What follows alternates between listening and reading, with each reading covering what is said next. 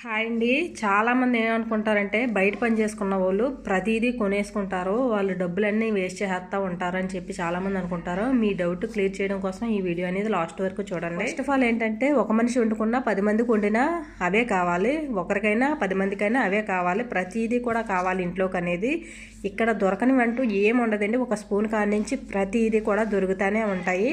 కానీ బయట చేసుకున్న వాళ్ళు ఒక్క స్పూన్ కాదు కదా ఏమీ కొనుక్కోరు.